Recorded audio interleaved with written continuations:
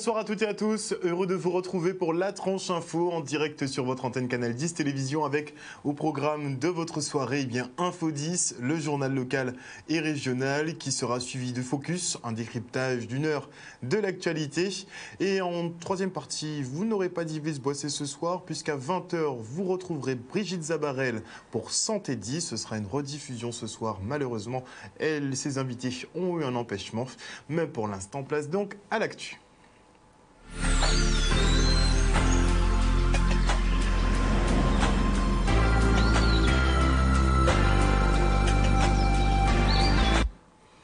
Nous sommes le jeudi 28 novembre 2019 et voici les titres de cette Info 10. Nous reviendrons sur la condamnation de l'ex-président du SIAG, Amélius Hernandez, condamné à 3 ans de prison, dont 2 avec sursis, 150 000 € d'amende et 649 000 € de dommages et intérêts. Nous suivrons le nouvel exercice du plan particulier d'intervention qui s'est déroulé ce matin à Jarry. Et en fin d'édition, il sera question de cette opération d'enlèvement de véhicules hors d'usage dans le quartier de La Font aux Abîmes.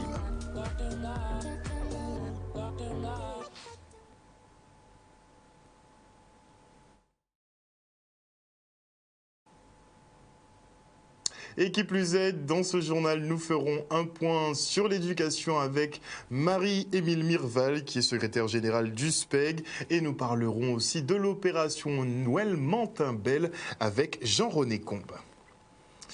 Et avant de développer les quelques titres que je vous ai annoncés, notez qu'il y a 2 ans, jour pour jour, un incendie se déclarait au niveau du local technique du CHU de Pointe-à-Pitre. Un feu qui a provoqué l'évacuation complète de l'établissement de santé, une première en France.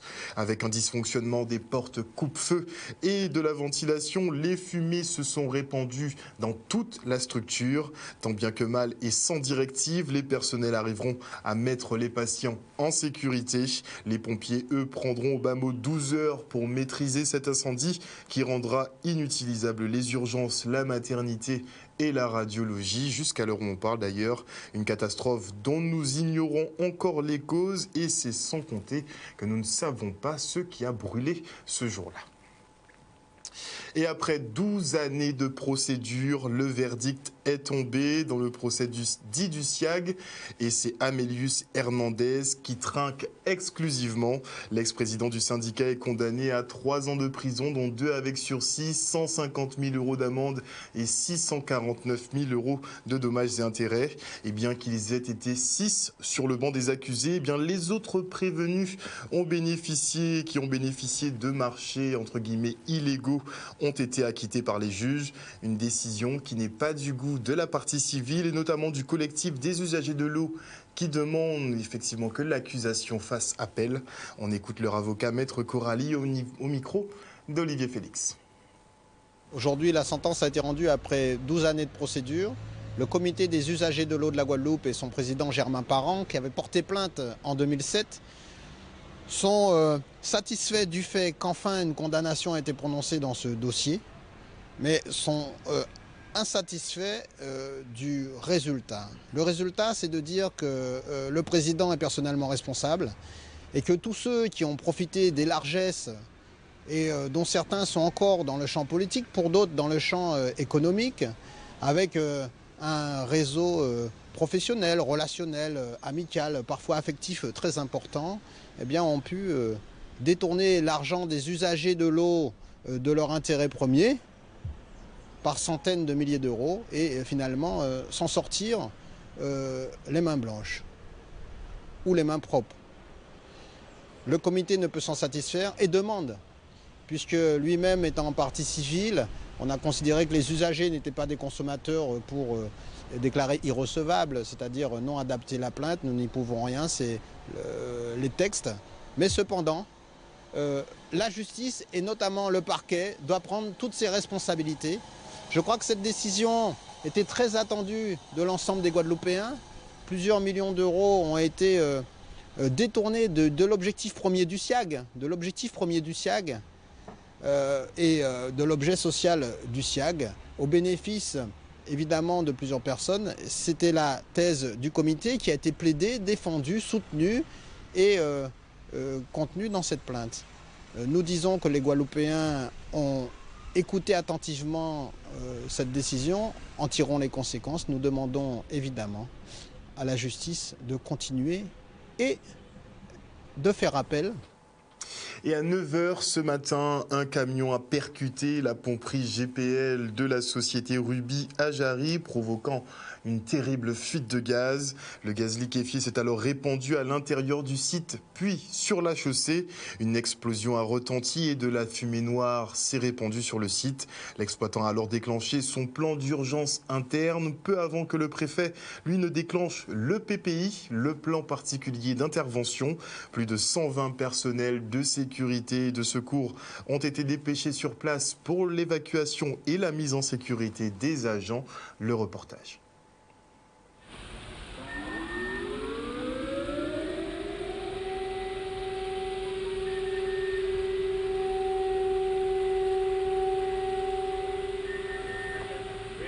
Ce qui s'est passé, c'est une intrusion d'un camion kamikaze, qui a été directement heurté la pomperie des tuyauteries 8 pouces de sous-tirage. Une explosion donc sur le site industriel de Ruby, avec donc une victime décédée, donc le kamikaze, le terroriste présumé. Ensuite, 2 victimes, des employés de Ruby qui ont été positionnés et récupérés par les sapeurs-pompiers, qui sont actuellement traités par le SAMU et les sapeurs-pompiers. Nous faisons actuellement, nous avons 2 secteurs. Un secteur incendie dans lequel nous procédons donc aux reconnaissances complémentaires. On évite la propagation du sinistre. Donc les conséquences, c'est une fuite de gaz non enflammé dans un premier temps. C'était la première alerte. D'accord. Et le but, en fait, c'était de protéger en fait, le hall d'emplissage et l'atelier de réparation, par des queues de pan, ainsi que d'arroser les bouteilles. Les reconnaissances sont en cours, donc on va très rapidement avoir des chiffres à vous donner. Pour le moment, on a fait évacuer, nous, les 13 agents de la société Ruby qui étaient avec nous. Nous procédons donc à des comptages avec les différentes sociétés qui sont positionnées là-bas. Et il nous manque toujours 2 agents. Donc il va nous donner le chemin à suivre pour pouvoir arriver au niveau du quai. Suite à une évolution de cette nappe de gaz, donc ce qui a fait que le DOI a déclenché le plan PPI qui nous a permis d'évacuer le centre et d'arriver jusqu'au quai. Toutes ces personnes, une fois qu'elles arrivent, eh bien, elles sont regroupées ici. On prend leur nom, prénom, on regarde s'il y a des blessés, on regarde si cette évacuation se fait dans le bon ordre.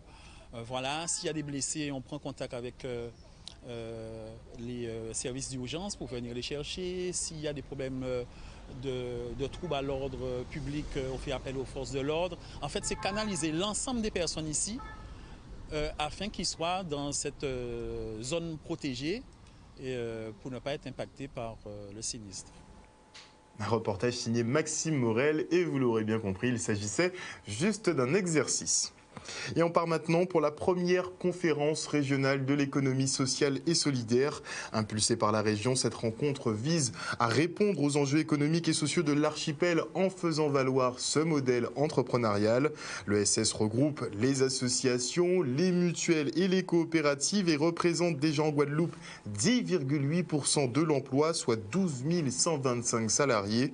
Autre point positif, ce secteur met l'humain au centre et est mieux adapté à nos petits marché et son développement est vecteur de retombées durables. Toutefois, ces entreprises sont confrontées à plusieurs problématiques comme le manque de structuration ou l'offre de financement inadaptée. Des freins sur lesquels les élus et acteurs de l'ESS vont se pencher pendant ces quelques jours. Le reportage.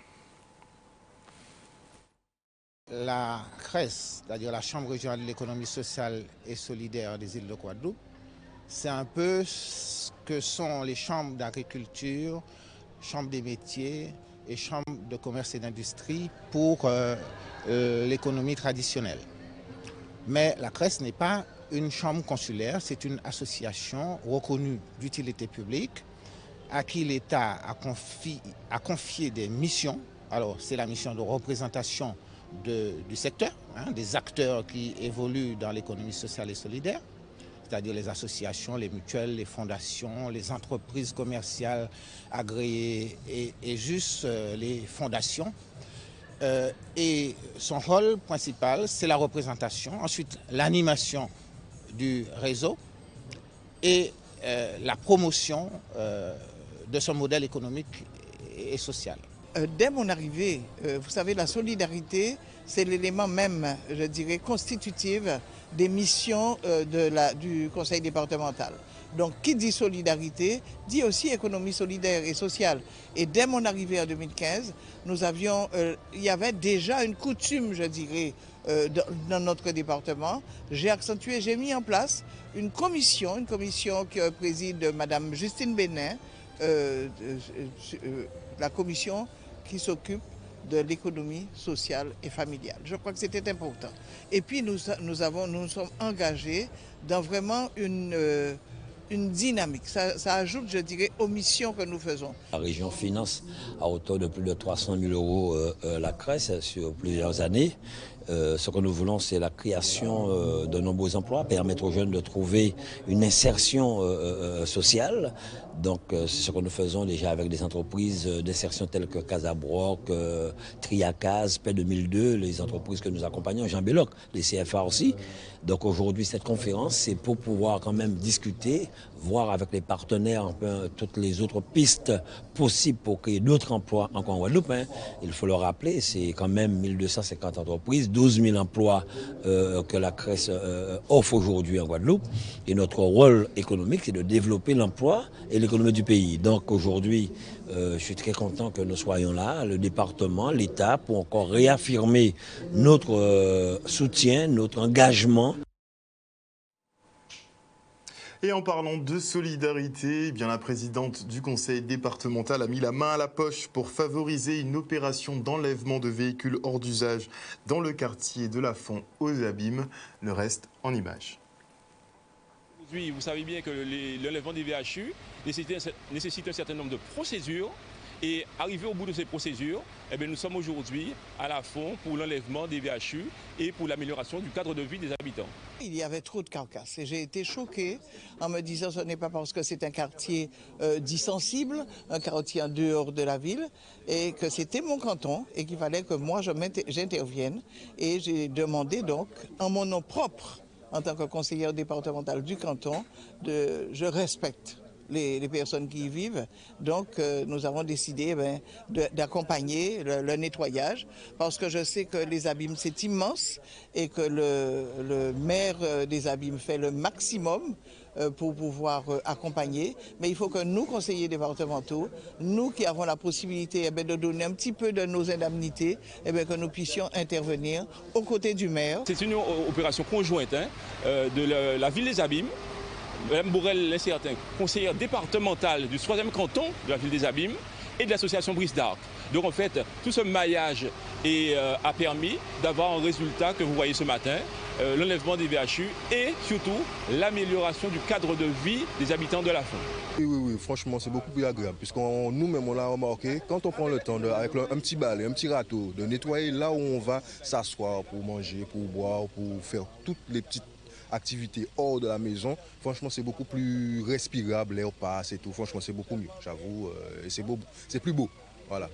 En Guadeloupe, les VHU deviennent un fléau et principalement aux Abîmes, nous rencontrons énormément de difficultés avec la gestion des VHU. Pourquoi? Puisque la ville des Abîmes, faut le dire, fait le recensement des véhicules, mais l'enlèvement n'incombe plus à la ville des Abîmes. Donc c'est une association agréée qui enlève les véhicules et le problème qu'il y a, c'est que en termes de délai d'enlèvement, ça prend du temps, c'est à rallonge, puisque nous, la ville, nous ne gérons plus l'enlèvement. Donc pour nous, avoir ce type d'opération menée en gros avec les associations de quartier, avec la ville des Abîmes et le conseiller du canton, pour nous c'est une aubaine et on espère continuer de ce sens-là en accompagnement des associations qui veulent améliorer le cadre de vie de leur quartier.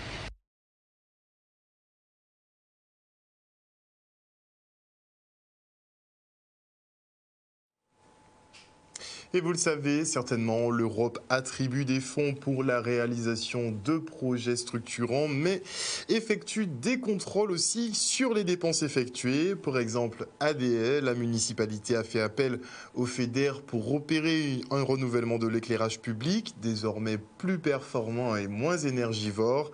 Un investissement contrôlé par une commission aujourd'hui. Le reportage.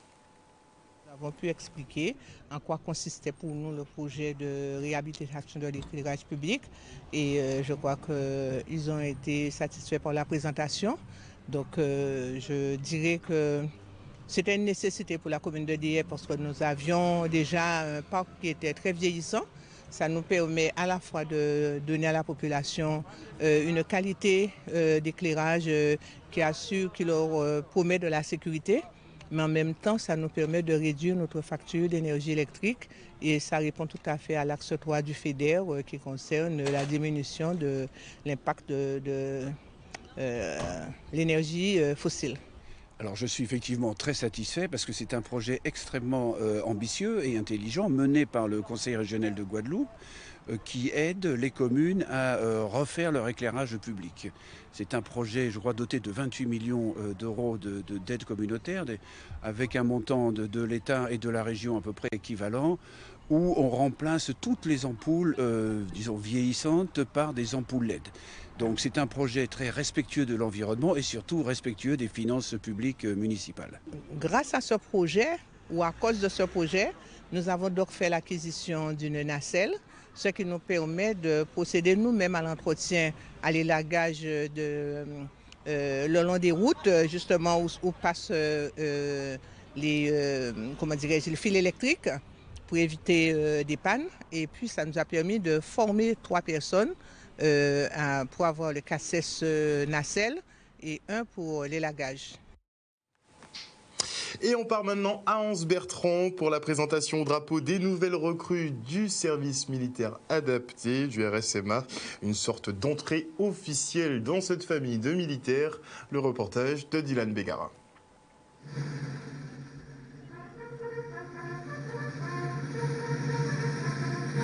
Alors aujourd'hui, nous sommes réunis à Anse-Bertrand pour présenter aux jeunes contingents qui a été incorporé début novembre le drapeau du régiment. C'est une cérémonie qui est importante, qui leur permet de rentrer vraiment officiellement au sein du régiment. Donc on leur présente le drapeau, on leur remet l'insigne du régiment et ça marque symboliquement et de façon assez formelle également leur entrée au sein du régiment.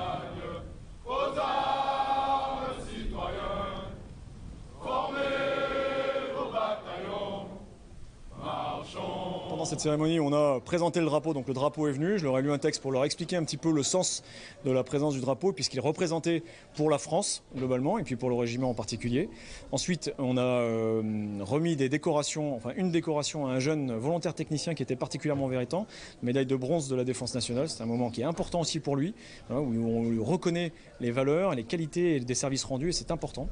Et puis après, on a remis les insignes aux jeunes du régiment pour manifester leur entrée concrète dans la grande famille du régiment. Et ça s'est terminé par un défilé, voilà, on le fait à chaque fois, qui permet aux jeunes bien de manifester maintenant de façon dynamique un peu leur fierté d'appartenir au régiment. C'est important pour un militaire le sens du défilé parce que ça demande de la rigueur, ça demande de l'énergie, ça demande de faire des efforts et de s'être préparé. Et c'est exactement ce qu'on demande aux jeunes dans le cadre de leur formation au sein du régiment. Eh bien, aujourd'hui, 28 novembre 2019, va être un jour mémorable pour notre commune, pour notre population, mais aussi pour moi aussi, puisque effectivement c'est la première fois que nous organisons une présentation de drapeau avec le RSMA de la Guadeloupe. Et je pense que pour les jeunes, parce qu'ils étaient 70 présents aujourd'hui, c'est important de prendre conscience et d'adopter les valeurs de la République, que sont le respect, la solidarité, l'entraide, la rigueur, pour que demain, ils soient des citoyens exemplaires qui puissent porter leur pierre à l'édifice de la construction d'une société encore meilleure que ce qu'elle est aujourd'hui. Alors, je remercie évidemment la commune d'Anse-Bertrand et monsieur le maire qui est juste encore à côté. C'est toujours un honneur et une chance de pouvoir venir faire des présentations au drapeau dans ces belles communes de l'archipel guadeloupéen. Et c'est toujours un honneur d'être reçu par ces communes.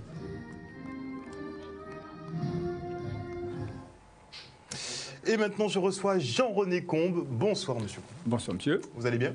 Toujours, très bien. Eh bien, c'est parfait. Alors, j'imagine qu'on avance bien sur l'organisation du Noël Mantin-Belle pour cette année? On avance à coup sûr, on avance, on travaille. Alors, comment ça se présente, justement? Ben, cette année, on a une belle édition de Noël Mantin-Belle. Bon, on essaie, avec les moyens que l'on a, de faire à ce que la ville soit animée. Donc, et surtout, on permet à nos producteurs locaux de pouvoir vendre leurs marchandises. On permet surtout aux Lamantinois d'avoir un espace, une animation au sein du bourg et avoir aux Guadeloupéens beau spectacle de Noël et aussi des produits de bonne qualité. Donc, on aura pas mal de marchés sur le Lamentin? Le marché, oui. Bon, actuellement, il y a le marché qui se tiendra aussi le 21 avec l'IDECAG, mais là, c'est le marché du 9, enfin pas 9, 6 et 7, qui sera un très beau marché que nous préparons, je dirais, d'arrache-pied. Alors, qu'est-ce qu'il ne faut pas rater pour cette 6e édition? Il ne faut pas rater le marché, ni le 6, ni le 7. Si on ne veut pas... Donc, 6 et 7? 6 et 7. Bon, 6 et 7, c'est vrai que le 7 au matin, c'est un peu spécial, que c'est uniquement pour les scolaires. Donc, ça se fait en milieu, je dirais, clos pour les enfants. Par contre, le vendredi après-midi, le 6, nous allons avoir ce qu'on appelle le Lakou à Timoun. D'accord, ça va être ouvert de la galerie marchande de la ville, avec tous les enfants de la ville et des alentours qui voudront y venir. Là, ils pourront trouver des conteurs, des jouets traditionnels, des magiciens, le Père Noël, avec tout ce qu'il faut pour qu'ils passent un bon moment, sans compter le goûter qui leur sera servi. Et je pense que vraiment, il n'y a pas à rater cette journée de vendredi pour les enfants. Est-ce qu'on va vraiment tabler sur la tradition? On va tabler sur la tradition. De toute façon, Noël, bon, c'est vrai qu'on ne peut pas aller trop loin. On va rester pour ce qui plaît aux enfants, mais surtout aussi, il faut quand même, comme on dit ici, les enchouquer dans ce qui est de notre tradition. C'est pour ça que nous allons avoir tout ce qui est jeux et jouets traditionnels. Donc ça va faire partie. Tout l'après-midi, ils pourront s'amuser. Ils pourront avoir un conteur traditionnel, naturellement, qui comptera des contes de Noël de Guadeloupe. Et puis vraiment, dans la journée, ces enfants-là pourront vraiment se donner à cœur joie. Il y aura un petit chant de Noël? Il y aura un petit chant de Noël le vendredi, mais le samedi, ça va être le nana même de la journée de samedi, ça va être le gros chant de Noël du samedi soir avec Kassika, Noël à Castel et KNR. Donc, c'est 3 groupes quand même d'importance qui vont animer. Ah, ça va partir pour toute la nuit? Non, nous que fait ça tranquillement parce que nous sommes quand même tenus par des normes. Donc, nous que fait ça bien, c'est de 19h à 24h. Bon, quand même, il y a une belle fourchette. Donc, nous sommes qui permis parce que Kenny musique, Kenny ambiance, Kenny chalet et Kenny tout ça, il faut Kenny peuple qui est là aussi. En tout cas, le 6 et le 7 décembre prochain, c'est au Lamentin que ça se passe. Et surtout le 7 au matin. On a le grand marché depuis 7h. Depuis 9h, parce que ça commencera à 7h, c'est pour l'installation. Ah, quel est des gens qui arrivent à la Gabon? Ah oui, nous, on a des gens qui viennent depuis ces gens qui commencent à s'installer, des gens qui travaillent. Depuis ces gens qui commencent à s'installer, qui viennent faire des marchés, parce qu'il y a une autre bitée à faire. Mais le marché là, même c'est qu'à partir des niveaux de matin jusqu'à 8h de soir, de 9h à 20h, le marché avec plus de 50 exposants, agriculteurs, agrotransformateurs, restaurateurs, artisans, des forains. Et puis il y a aussi, je dirais, des petites choses. Et surtout, à ne pas manquer, une super tombola. Oui, j'ai vu que le petit lot a gagné, très sympathique. Oui, grâce à Travel Boutique, je peux me permettre de le dire. Vraiment, ça a été... et l'association Céréales, qui est porteuse de cette tombola. Effectivement, on a quand même un séjour de 8 jours, all inclusive 5 étoiles, hôtel 5 étoiles, à la Jamaïque, pour 2 personnes. Pour 2 personnes. Vous pouvez me compter de la tombola.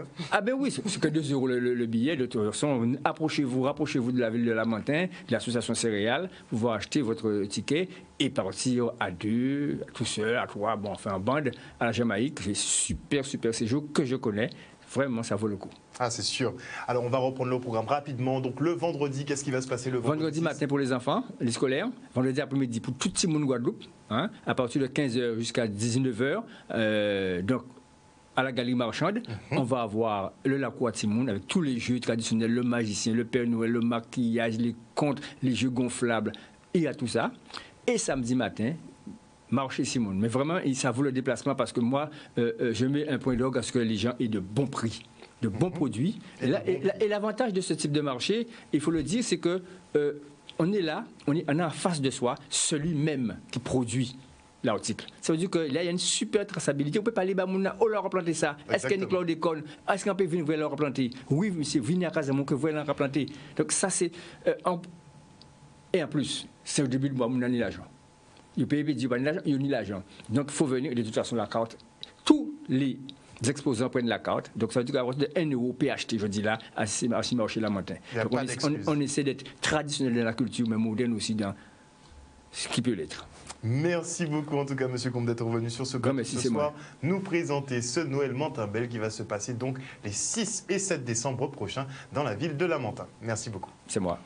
Et voilà, chers téléspectateurs, nous sommes arrivés au terme de cette Info 10. Merci pour votre fidélité. N'oubliez pas que sur Canal 10 Télévision, vous faites l'information que nous diffusons. Le journal local revient demain à 18h30. Passez une bonne soirée sur notre antenne.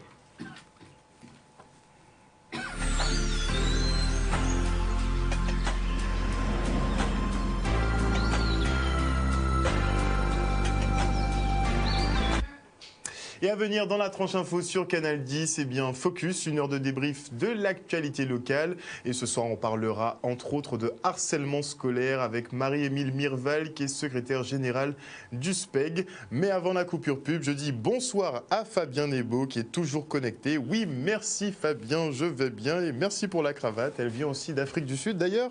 Merci à Anslo Belair, à qui je dis bonsoir. Merci à Pipo Filou.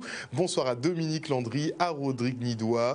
Bonsoir à tout le monde qui nous suit, vous qui nous suivez sur les réseaux sociaux. On se retrouve après la pub.